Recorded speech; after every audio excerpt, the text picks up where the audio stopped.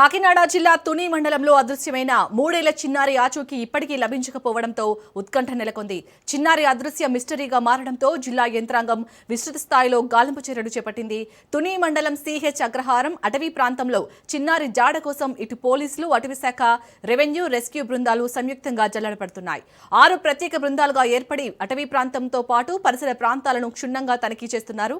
మరోవైపు చిన్నారి అదృశ్య ఘటనపై పోలీసులు వివిధ కోణాల్లో దర్యాప్తు కొనసాగిస్తున్నారు. కుటుంబ సభ్యులు స్థానికుల నుంచి వివరాలు సేకరిస్తూ ప్రతి అంశాన్ని పరిశీలిస్తున్నారు. చిన్నారి మిస్సింగ్ వ్యవహారంలో పలు అనుమానాలు వ్యక్తమవుతుండగా ఎట్టి పరిస్థితుల్లోనూ ఆచూకీ కనుగొనే వరకు ఆపరేషన్ కొనసాగిస్తామని పెద్దాపురం డీఎస్పీ తిలక్ తెలిపారు. అర్ధరాత్రి దాటినా గాలింపు చర్యలు కొనసాగుతాయని స్పష్టం చేశారు. చిన్నారి క్షేమంగా తిరిగి రావాలని కుటుంబ సభ్యులతో పాటు స్థానికులు ఆందోళన వ్యక్తం చేస్తున్నారు.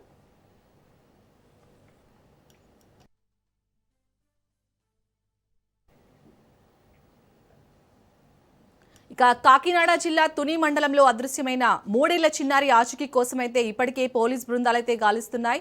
మరిన్ని డీటెయిల్స్ ని మా ప్రతినిధి సిద్ధు అందిస్తారు. సిద్ధు, థ్యాంక్ యూ సార్ని. కాకినాడ జిల్లా తుని పంచాయతీ నియోజకవర్గం దొండకు పంచాయతీ పరిధిలో సిహెచ్ అగ్రవాల్లో 3 ఏళ్ళ చిన్నారైతే జ్ఞానేశ్వర్ ఆచూకీ ఇంకా తెలియలేదు. అయితే పామాల తోటలో కాపలాదారుడిగా ఉంటున్న కుటుంబం శనివారం మధ్యాహ్నం పెంపుడు కుక్కతో పాటు తోటలోకి చిన్నారైతే వెళ్ళడం జరిగింది. డ్రోన్ కెమెరాలతో గాలిస్తున్న ఎన్టీఆర్ఎఫ్ అటవీ శాఖ అధికారులు కూడా గాలిస్తున్నారు చెప్పొచ్చు. డ్రోన్ కెమెరా పాప ఆచూకీ కోసం 10 టీంలు ఏర్పాటు చేశారు. పెద్దాపురం ఏదైతే డిఎస్పీ ఉన్నారో డిఎస్పీ పిలక ఆధ్వర్యంలో అయితే పోలీసు యంత్రాంగం ఆ ప్రాంతం అంతా జల్లెడ పడుతున్నారని చెప్పొచ్చు. పాప ఆచూకీ కోసం అయితే 10 టీంలు ఏర్పాటు చేసి పోలీసు పరిసర ప్రాంతాలంతా సీసీ కెమెరాతో పరిశీలన చేస్తారని చెప్పొచ్చు. అయితే బాలికతో పాటు పెంపుడు కుక్క కూడా కనిపించకపోవడంతో పలు అనుమానం వ్యక్తం చేస్తున్నారని చెప్పొచ్చు పోలీసులు. అదే చిన్నారి తండ్రి గణేష్ కార్ లీజ్ విషయంలో ఇటీవల పలువురితో గొడవలు జరిగినట్లు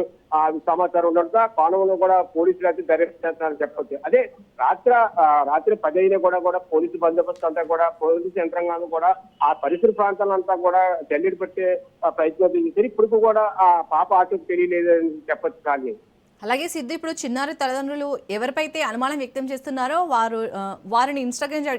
వారిని పోలీసులు అదుపులోకి తీసుకొని విచారించడం జరుగుతుందా? అంటే చిన్నారి విషయంలో అయితే చిన్నారి ఆ జ్ఞానేశ్వర్ తండ్రి ఎవరైతే ఉన్నారో జ్ఞానేశ్వర్ తండ్రి విషయం గతంలో కూడా కారు లీజు విషయంలో కూడా తరచూ గొడవలు జరుగుతున్నాయన్న కోణంలో కూడా అయితే పోలీసు కోణంలో అయితే దర్యాప్తు చేస్తారని చెప్పొచ్చు. కానీ ఏదైనప్పటికీ కూడా చిన్నారి ఆచూకీ కనిపించకపోవడంతో అటు ఎవరైనా తీసుకెళ్లిపోయారా, లేకపోతే ఎక్కడైతే ఆ కాపలాదారుడి ఇంటి దగ్గరలో ఎవరైతే ఉన్నారో ఈ చిన్నారి ఇల్లు ఏదైతే ఉందో చిన్నారి ఇల్లు కూడా కొండ ప్రాంతానికి 100 మీటర్లో కొండ ప్రాంతానికి అడుగుగా ఉన్న కొండ ప్రాంతంలోకి వెళ్ళిపోయిందా, లేకపోతే చిన్నారిని ఎవరైనా తీసుకెళ్లిపోయారన్న కోణంలో కూడా ఈ పోలీసు యంత్రాంగం అంతా కూడా నిన్నపోయే కొండ ప్రాంతం అంతా నిన్న రాత్రి జల్లెడ పెట్టారు. జల్లెడ పెట్టినా కూడా ఇప్పటి వరకు కూడా తన ఆచూకీ తెలియకపోవడంతో పలు అనుమానాలు వ్యక్తం అవుతున్నాయని చెప్పొచ్చు. Right, thank you Siddhu.